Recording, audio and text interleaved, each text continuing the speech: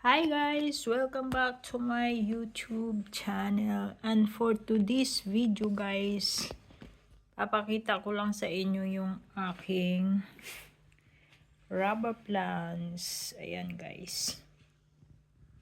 Ayan, ito malaki, lumalaki na siya. Ito yung pinutulan namin guys. Oh.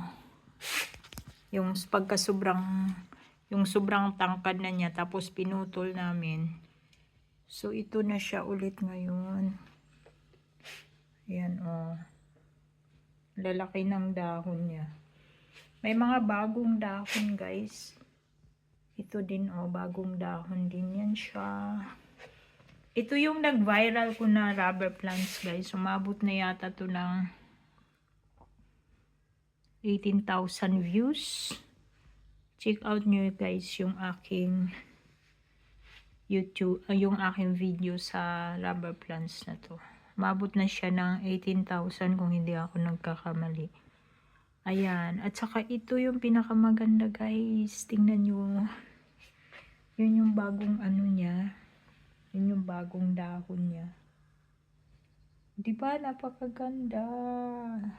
Ayan. Purya-buyag. Parang ano tong ano ko guys. Parang pareho lang to siya. Ito siya at saka ito.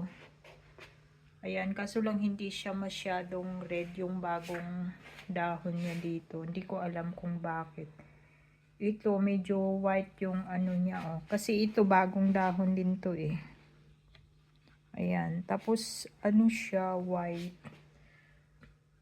White yung ano. Pero meron naman dito siya, oh, ng red. Pareho lang yan siya, guys. Saka yan, pareho lang din yan siya. Kasi isang puno lang yan, eh. Yun yung mga, ano, galing dito. Ito yun siya. Yung mga, yan. Galing yan dito sa puno na to. Ayan, di ko alam bakit iba yung kulay niya. Baka ibang variety din yan siya, guys. At saka ito. Ito dark talaga to siya. Ayan. So, ito yung napakaganda. Purya-buyag. Hindi ko alam bakit. Pero ano, pag tumanda na yung dahon niya, puti na rin siya, oh, kagaya nitong isa.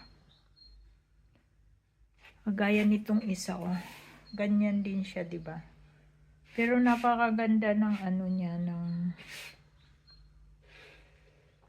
ng dahon.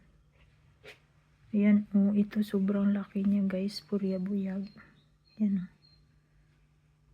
Ayan. Ay, ang cute. Oh, 'di ba?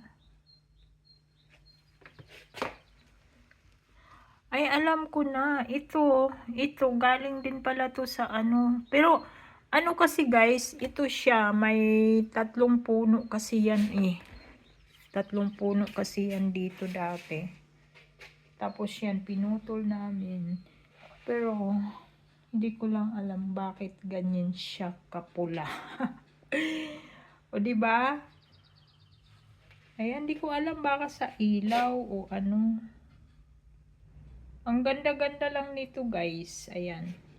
Yan yung aking mga rubber plants. Naglalabasan na yung bagong dahon kasi 'di ba magsa-summer. So, ibig sabihin lumalaki sila, guys. Kasi pag malamig, hindi yan sila magkakaroon ng bagong dahon. Ayan, ngayon nagsilabasan na yung mga bagong dahon. Ayan, napakagandang halaman, guys, sa loob ng bahay na nagbibigay ganda sa inyong bahay. Ayan. Ayan po, maraming salamat sa panunood at sana po nag-enjoy po kayo sa videong ito. Ayan, hangang-hanga talaga ako dito, guys, sa halaman na to, oh.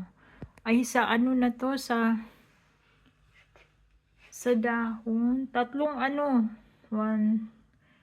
may ano, pang-4 na panibagong dahon, oh, pero yung ano niya, yung redness niya nandyan pa rin. O, diba? Napakaganda. Oh my God.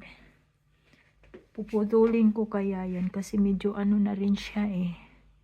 at saka magtanim ng panibagong puno kasi napakaganda niya guys. O diba? Ayan po, maraming salamat sa panunood once again. At kung hindi pa po kayo guys naka-follow sa aking YouTube channel, please subscribe po. Ayan, maraming salamat. God bless us all. Bye-bye.